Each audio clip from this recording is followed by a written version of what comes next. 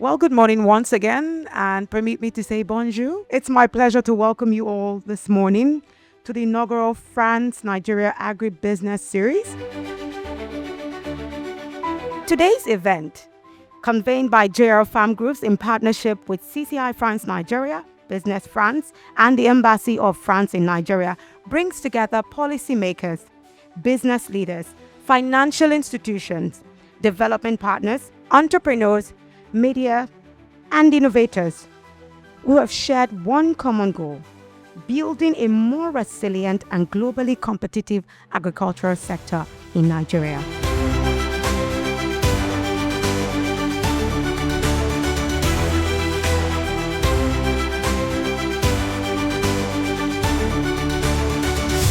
We're here today to celebrate, consolidate, and chart a way forward. In 2023, I was meeting farmers organized by Rashid. Met with some farmers in Coulommiers, in a suburb of Paris, and I was really amazed to see how a ray of sunlight is used to double the yield of wheat. We have more sunlight in Nigeria than France.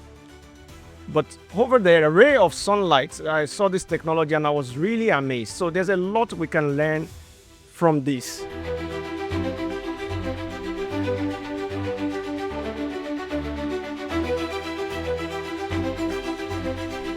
Thank you very much, JRO Farms, for doing this with the Franco-Nigerian Chamber of Commerce and Industry.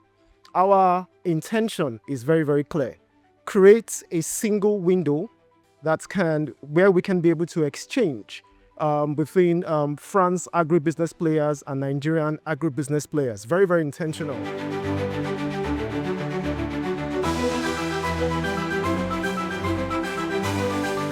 Thanks to the very good relationship we have with the Nigerian authorities, the presidents and the governments, and France, and the government of France, that's the reason why we are here today on cooperation, to talk about agri-cooperation, to talk about business, to have a very good exchange on today, but also to underline the excellence of the relationship we have between France and Nigeria. And this deserves a round of applause.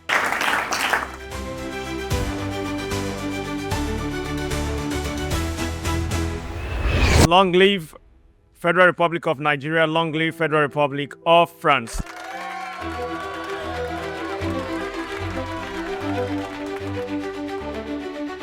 A bird's eye view. It's an apt metaphor and a demanding one, because the truth about Nigerian agriculture is that the view depends entirely from the altitude at which you're flying. If you fly high enough, you'll see an extraordinary promise. Over 70 million hectares of agricultural land, a domestic market of more than 220 million people, and like the Consul General said, 1.4 billion if you put in after. A lot of entrepreneurs in our sector actually do not have the supporting structure.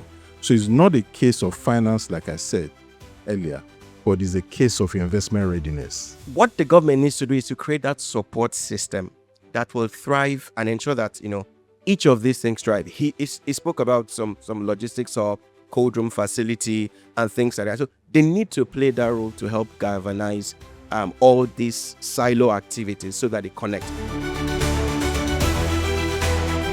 I think right now they say collaboration is the new competition, right? So everybody needs to come in whatever way they can. So yes, we've been growing crops, the issue of yield in terms of we have this land, expanse of land, we grow different commodities, right? But our yield is still very, low.